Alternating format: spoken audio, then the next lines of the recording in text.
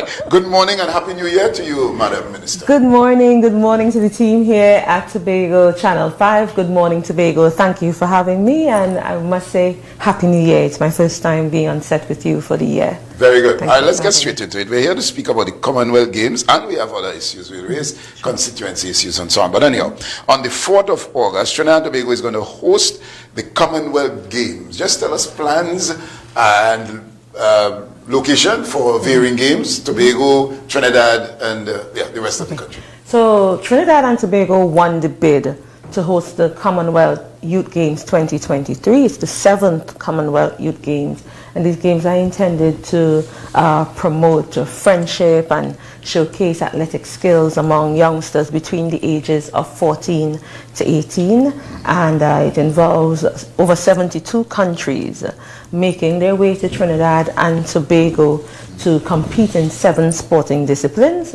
So we have 3 sporting disciplines taking place in Trinidad and 4 sporting disciplines taking place in Tobago. So Tobago will host rugby at the Shore Park Recreational Ground. We'll host netball at the Shore Park Sporting Complex because it was also built to cater to sporting activities. We have the triathlon taking place at the Buku Beach, and the beach volleyball taking place at Pigeon Point in Tobago. So 4 disciplines in Tobago. In Trinidad, we are hosting athletics at the Hasty Crawford Stadium, swimming at the National Aquatic Center, and cycling at the National Cycling Center, which is now the 6th UCI World Cycling Center in the world and the very first one in the American region. So we look forward to so much excitement and energy this year between these days of August 4th to August 11th. We're expecting over 1,000 athletes, and then you have the supporting staff coming with them. That would take us to a little over 2,000, and we're hoping to host and have some fun with the young people throughout the Caribbean region and more so in Trinidad and Tobago. So we're making arrangements to have schools come to view and to participate in all the excitement. It's a wonderful opportunity for us as we continue to position ourselves as a sport tourism hub, and it creates much economic activity. So it's not only about the opportunity for athletes to compete or to build friendships and relationships and to showcase their skills and to earn points, also towards increasing their rank, improving their ranks within their respective discipline, but also we're looking at the economic activities that will come from the games. We're talking about over 5,000 hotel room nights that we have just contributed $3.7 million to the Commonwealth Games Association towards paying for that. And the spend, we expect it to be somewhere in the vicinity of about $60 to $69 million, not only in the logistics but also in refurbishment of some of the facilities and building the necessary infrastructure. All right, just take a pin there and go back to one of the facilities you mentioned, netball in the Tobago Sporting Complex. Yes. I'm confused. Where is that? Yes, the Shore Park Complex. Shore Park Complex, where we host the cultural activities. It was also built to cater to indoor sports. So we spoke with Assistant Secretary Wayne Clark here in the Tobago House of Assembly. The Commonwealth Games Federation came to Tobago and he took them on the tour to Shore Park Complex, and it was passed. Okay. Yeah. And you mentioned the Commonwealth Games Association. What is the relationship with the Commonwealth Games Federation, who is the umbrella federation to govern the games in its entirety? Yeah, very similar to the Olympics Committee. So you have the World Olympics Committee, and then in each country has a TTO, has an Olympic Committee. So in Trinidad and Tobago, it's the TTOC. It's a similar relationship. So you have the Commonwealth Games Federation that covers Commonwealth Games and Commonwealth Youth Games. As I said, this is only the 7th Commonwealth Youth Games. So each country has a local organizing committee, which is headed by the Commonwealth Games Association, or what we know to be the TTOC. Of course, Ms. Diane Henderson is the president. You have Mr. Ephraim Serrett also assisting in the games. Also, we have Annette Knott, who is from Tobago, and they have pulled together a team of local organizers, different stakeholders to help them in the planning, and we as government, we facilitate, we assist them where needed, and we provide the necessary funding to make the games possible. Okay, and the last Commonwealth Youth Games was held in Bahamas, and that would have been the first time in the Caribbean. In the Caribbean. And now this is the second time in the Caribbean, but what is expected of Trinidad and Tobago in staging this Commonwealth Youth Games? Well, of course, we have to host in all areas of hosting. The countries are going to be responsible for bringing in their teams, of course, so they're responsible for airlift, we're responsible for accommodation, for transportation, for providing meals, so you understand the type of economic activity which is being generated, for the marketing and promotions, for the logistics and so on, for the medal ceremonies, for the opening event, the closing event, and that type of thing. Okay, and in terms of plans and preparations, I need to ask, of course, the last time we spoke would have been sometime in December, but you kind of cleared the air with regards to the Dwight York Stadium.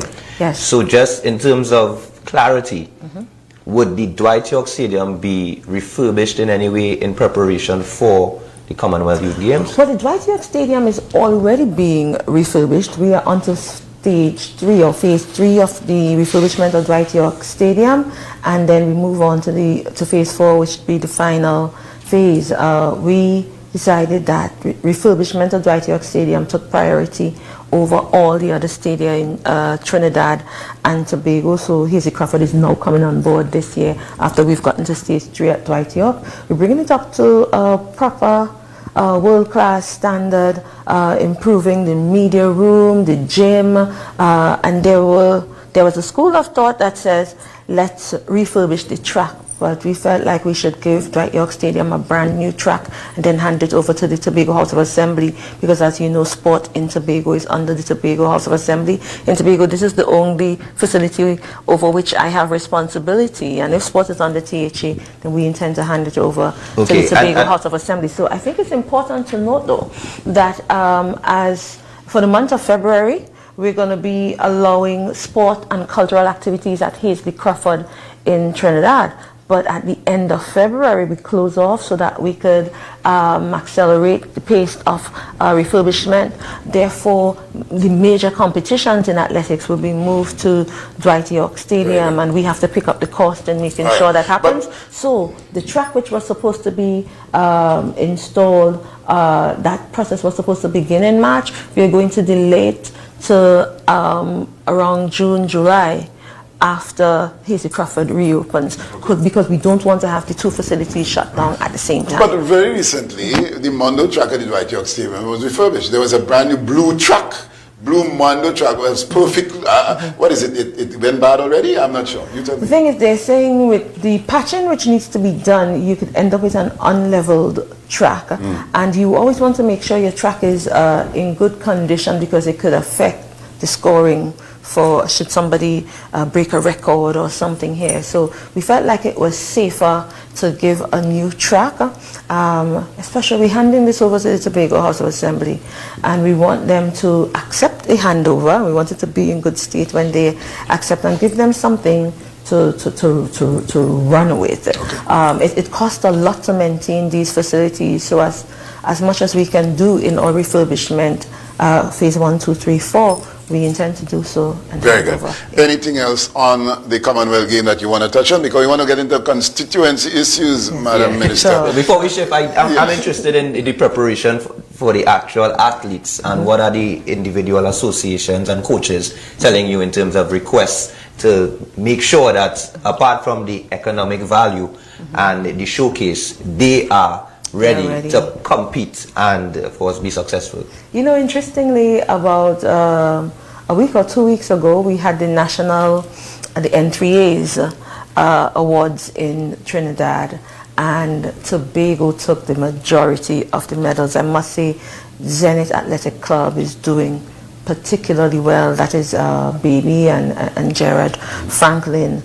They've been doing really, really well. I've had the opportunity to work with them over the last year by providing funding for some of the activities and for their equipment. So I'm happy to see this club get to this level and just pretty much steal the majority of the awards.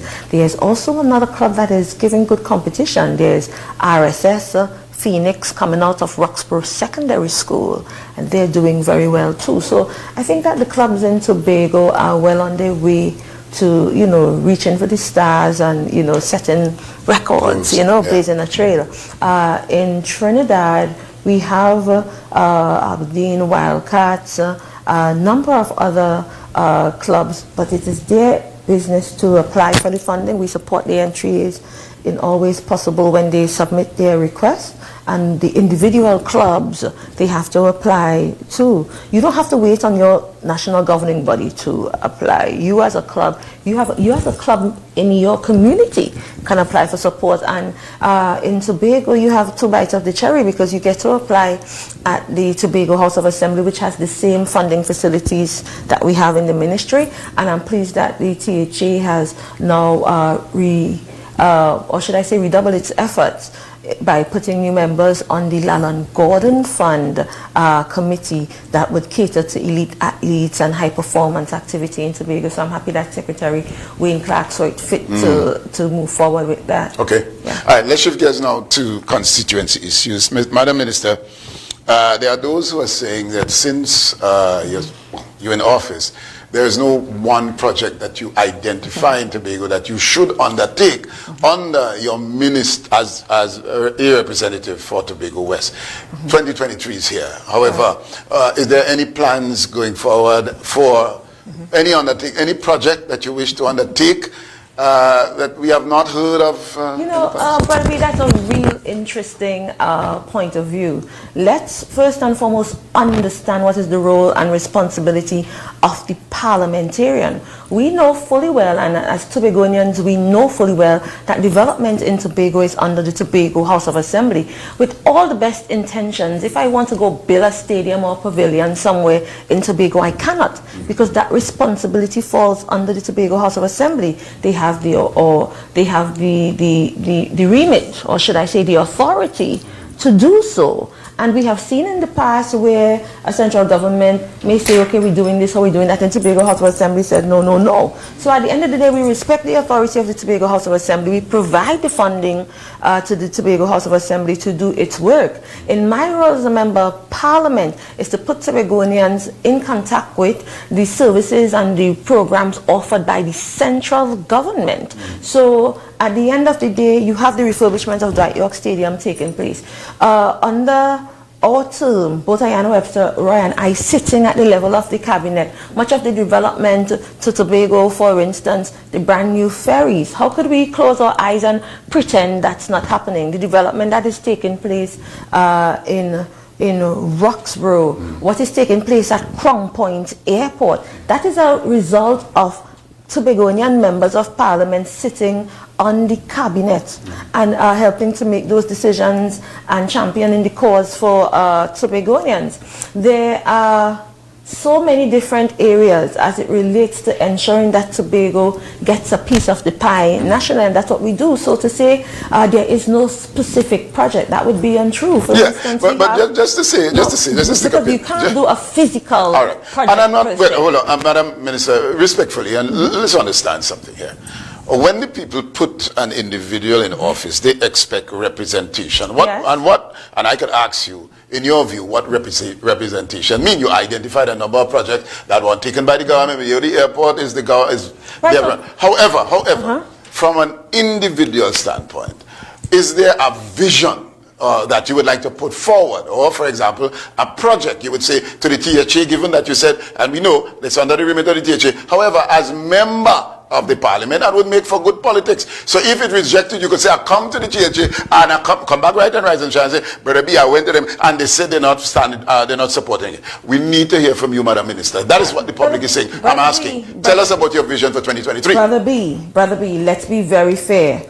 Let's take our mind's eye back to other parliament representatives, because oftentimes we confuse the Tobagonian when we want to confuse them. Let's go back to a Delmon Baker, a Vanilla Allen Topping, or any parliamentary representative. What physical work have they put down in Tobago to say, this is my project or that is my project? I am saying to you, you have seen the delivery of the spanking new ferries, haven't you seen? So how could you sit here and say, well, that's a central government? I'm a part of the central government. I'm a part of the cabinet that made that decision. I'm a part of the cabinet where after 30 years of government after government promising the people of Tobago refurbishment of the airport and an expansion of the airport, got this government to say we are giving $2.1 billion to that. So how could you say, well, that's a central government project? I am a part of that central government that sits on that cabinet. In the same way I am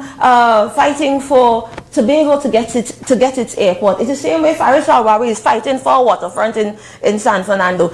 How could you sit here and ask, what is my project? When we went to Pigot Straits in Canby and gave them lights that they hadn't had for all the years of their life. When we went down to Friendship Estate and provide lighting there. When we just went to Golden Lane, Lekoto area and Culloden and providing the booster station in order to improve water works for over 1,000 residents there. When we just put the booster station down at Shirvan in order to improve the water capacity and the water distribution down in Crown Point area for the hoteliers, so you don't hear complaining anymore. When we place the wastewater treatment plant also down in the Bonacord area, and the list goes on and on and on. I remember launching right here in Tobago the Empower program, where we're working with the young men, helping them to develop skills so that they can get jobs here in Tobago and they could be properly trained. There are young men who didn't have jobs prior to last year who are now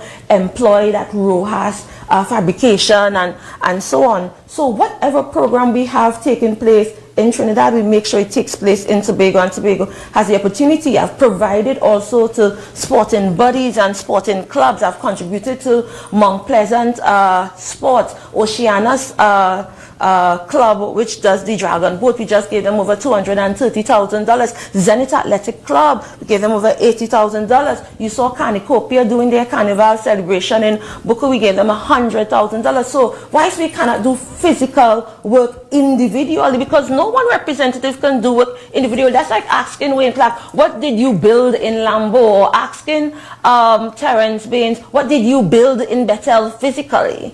At the end of the day, it is the work of the Executive Council in Tobago and the work of the cabinet, and each representative around that table have to represent, have to voice their concerns and speak to the issues and the projects that they want to see in their specific community. For instance, we talk about land titles in Tobago. It is this same Ayana Webster and Shamfa Kajo who sat on that cabinet to advance the process so that we can get the loans, so we can do the notification and so on. We talk about the Esplanade and the project where it should have been turned into a cruise ship complex where you come off the boat and then you walk onto the shopping area, and that had been held up by the Secretary of Works. We talk about the indoor complex that was started under the last government in collaboration with the THA. It's a THA project. When when the current administration of Tobago House of Assembly came into power, they said, okay, it's not to their likings and the plans is not what they desire, and they asked UDCUT to stop, and they would relook it and tell UDCUT when to go again. Up to now, they have not told UDCUT when. So let's talk. Yeah, but hold on one second.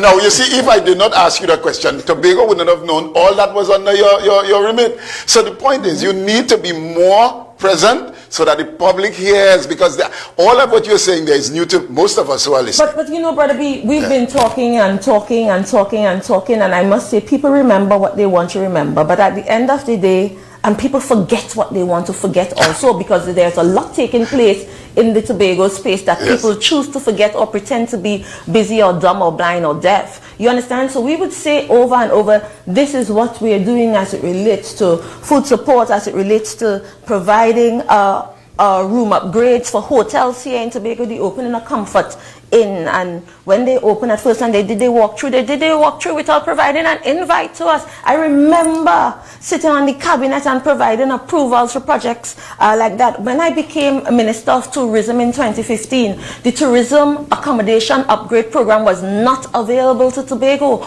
Only hoteliers in Trinidad were given that grant or that funding, and it was I, Shamfa Joe, as Minister of Tourism, that extended the program to Tobago, and now Tobagonians who are upgrading their rooms can get up to 40 and 50% for their refurbishment. Right. So show you a physical project. Okay, so Minister, we hear you loud and clear, and we appreciate what you are disseminating into the public. But in terms of the shortcomings that you want to see come into fruition, what are some of these shortcomings in your constituency and in Tobago as a whole, from your perspective, that you would like to see come into fruition in 2023 and beyond? In 2023, what I would like to see done in Tobago, especially in the West, I would like to see the hotel it's in Mount Elvin, very close to where I'm from. We would have worked very hard to get the this project to the fore, and after the hands change or leadership change in Tobago, there had been some hold up, of course. I'm happy that when our Chief Secretary Fali went to World Trade, what you call it, the travel market, and he was talking about what's new and what's happening in Tobago. He was able to point to this new hotel that's going to be coming. He was able to point to the expansion of the airport and what we're doing down at the airport project. So it's one thing to knock the central government while you're here, but when you go abroad and you talk about the accomplishments and the things to look forward to, it is that same central government project. So I would like to see that come to the fore. Of course, I would like to see the airport project accelerated, because that would mean so much for us as it relates to the movement of people between Trinidad and Tobago, increasing our capacity and getting to the standard where we can be more welcoming and more attractive, more competitive as it relates to bringing in international flights, where we don't have to pay so much in order to get them here. And I would like to see, it's unfortunate that we ran Sandals, and I still say that to this day. I look at what Sandals is doing in the rest of the Caribbean, and we see Barbados even, that was so, Barbados used to really protect itself from outside, and it's good to see what Sandals is doing, because it's not just about that hotel itself, it raises the tide for others. So I'd like to see that level of business, because we look at what is taking place in the rest of the world, and Trinidad and Tobago, especially Tobago, is not isolated. So we have to prepare ourselves economically in order to stand up side. All right, Madam Minister, we're getting close to winding up, and I must ask you, that's why I'm trying to get in, that's why I try to get in as many questions. However, winding up like ending my that is not fair, Brother B, and I checked. I checked with you, because Channel 5 said they will give me an hour. When I came here this morning, before I got on set, Miss Singh said they'll give me an hour. Notwithstanding I got here at 7:10, I at least expect you to take me up at 8 o'clock before. All right, well, let's get the question. No, wait, let me tell you something. When I came here the last time and you guys cut me off, my supporters say, Shamfa, do not go back there. Oh boy. I'm being fair to you. So I came back here to do today, and Channel 5 is doing me the same thing. I was sure to call Mr. Francis on the weekend, and I said, is it an hour? Is it 30 minutes or what? I told you what we're going to 30 minutes. This morning, the manager checked with Miss Singh, and I was told 1 hour up to 8. All right, we will get that clarity. We will fix that. Channel 5, you're being unfair. All right, okay. Well, you're telling me I'm not talking to the people, and when I come to talk to the people, you're cutting me I tell you, I agree. Okay, fine. Well, they will cheat with that. But quickly, Channel 5 be better than that. All right, good. Let me fix this Channel 5. Very good. And I like how you right. But that has been blunt and been straight. All right, so let's go to the whole question of the politics. Presently, the assembly is now converted to independents, elected officials and of course we know the rambling, Watson Duke versus Farley. It's a bitter battle. However, we are now reduced to 14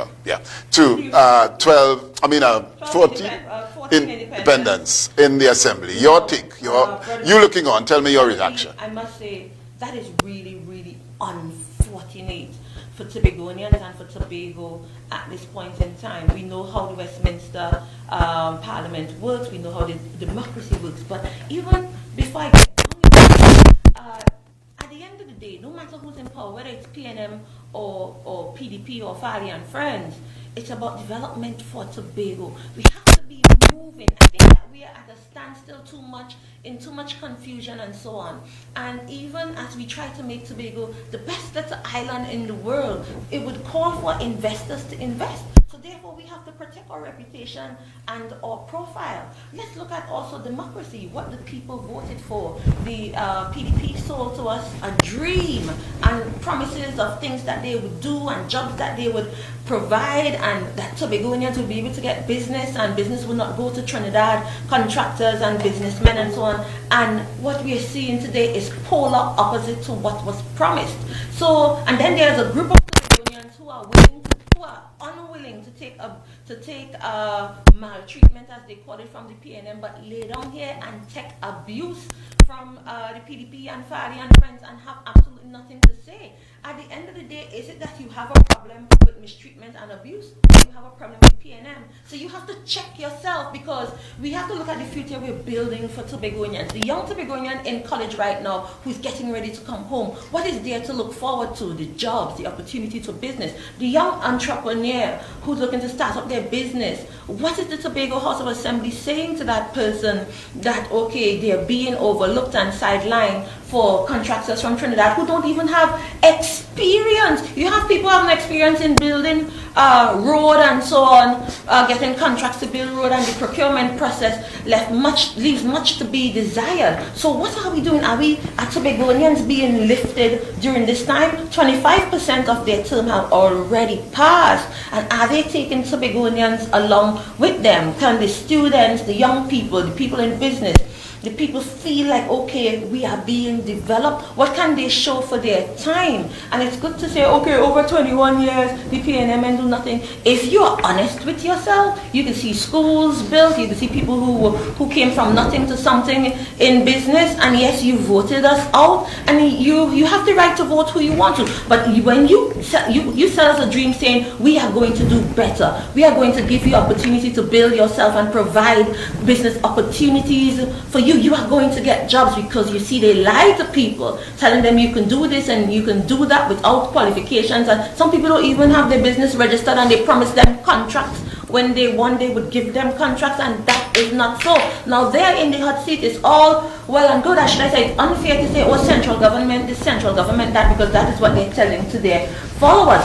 But sure enough, at the beginning of the quarter, the Tobago House of Assembly receives its money for development. So in this fiscal year, the money for development, the allocation is $300 million. The Tobago House of Assembly has already applied for and received for the first quarter $75 million. So for the first quarter, Tobagonians need to look to Fali and friends and ask, what did you do with your $75 million? How did that trickle down to us and to the Tobago economy? What do we have to show for that $75 million from the first quarter? Now we're in second quarter, January to March. That's another $75 million.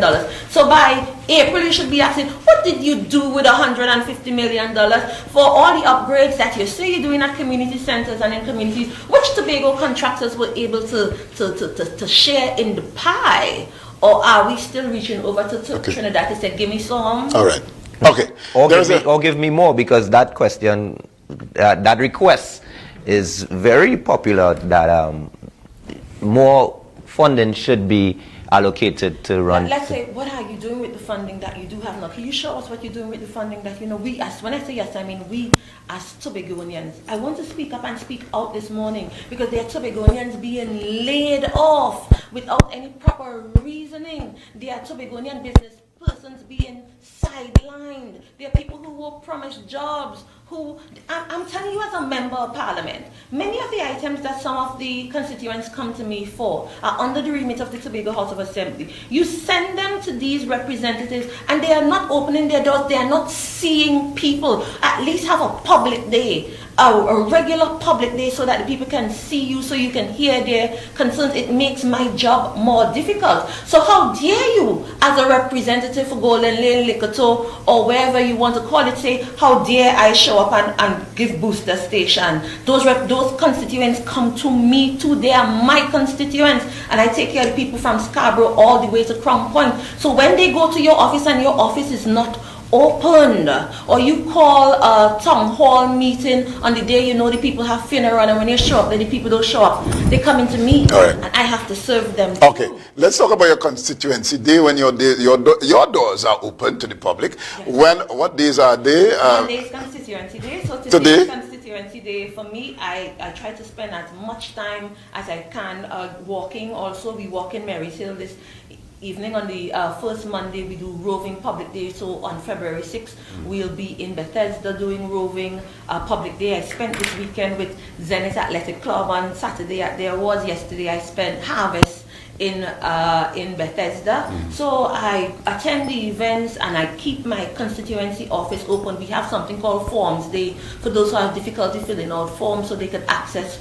programs and opportunities in the THA and the central government. So we continue to be. Madam, is this closing, and I want to get to this part of the where I must ask. Of course, the alternative is the PNM. I want to ask, given so many negatives against the present regime or the present PDP independence, is the PNM ready to regain or to take over the reins of the THA? Should the election call maybe next week? Let's be realistic. Fali and friends are not going to call the elections next week. They're not. Yeah. So I am not spending time talking about what's wrong in the PDP or in Fali and friends or Watson begging to come back, and that's not my business. Our business as Tobagonians, as PNMites, is that we see how the people voted. We've heard them. We continue to walk and to talk and to listen to everyone, to hear their concerns, because that is how we got here in the first place.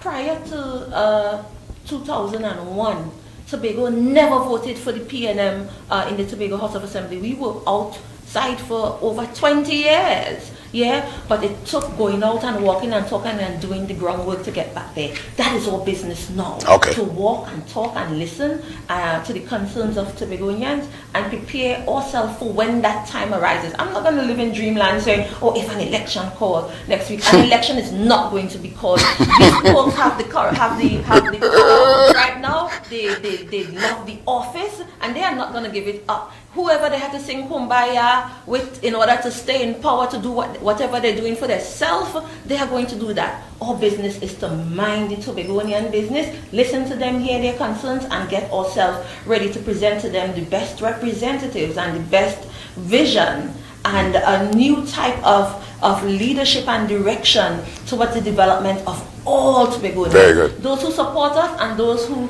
don't support us right now. We have been, have always been, and will continue to be for all Tobagonians. So we're doing our homework, and you best believe, you bet your bottom dollars, we're going to be back.